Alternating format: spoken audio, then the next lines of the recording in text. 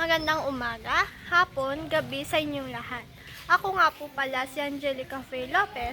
Ngayon, ipapakita namin sa inyo ang discrete probability distribution sa aming gagawin na reaction time test. So yeah, discrete probability distribution with the use of reaction times. Pero bago yan, ano nga ba ang probability distribution kung iyong matatanong? Ano ang probability distribution? Sagutin mo ako. Ano ang probability distribution? Ito ay isang paraan upang paayusin at ipakita ang posibilidad na mangyari ang bawat oras ng reaksyon. Dahil ang mga oras ng reaksyon ay naitala bilang ang mga particular na halaga ito ay isang discrete probability distribution. Ay, ang galing mo ah. Patingin nga yan. Ulit. So, sabi nga dun, ang probability distribution, ito ay isang paraan upang ayusin at ipakita ang posibilidad na mangyari ang bawat oras ng reaksyon.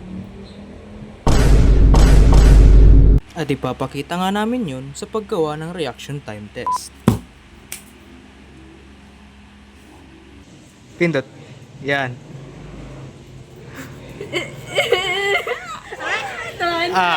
Isa pa, dalawa pa.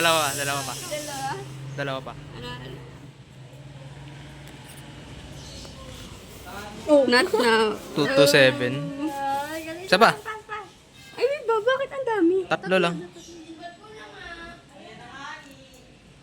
Oh? 2 to 1. Dapat pala yung biglaan no? Ikaw naman.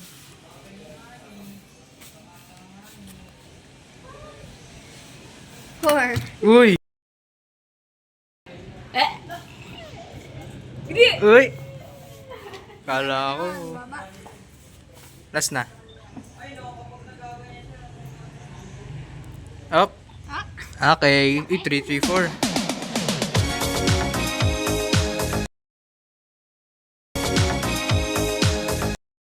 Reaction time.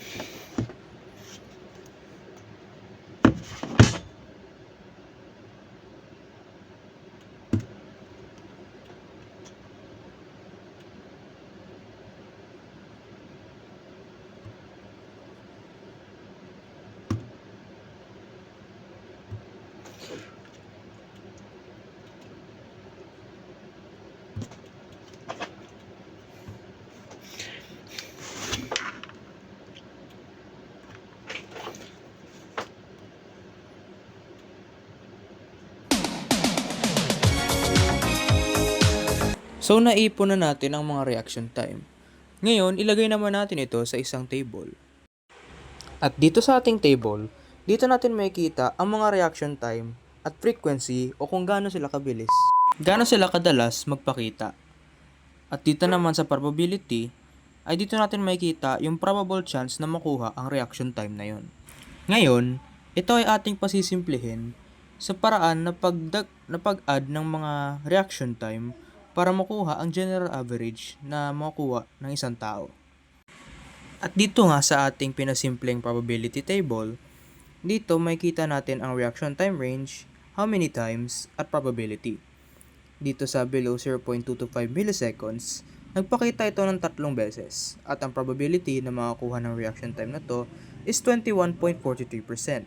Sa 0.225 milliseconds naman to 300, 7 times po itong nagpakita with a chance to get it of 50%, and above 300 milliseconds, it shows 4 times and a 28% of chance to get it. Ayun lamang po at maraming salamat.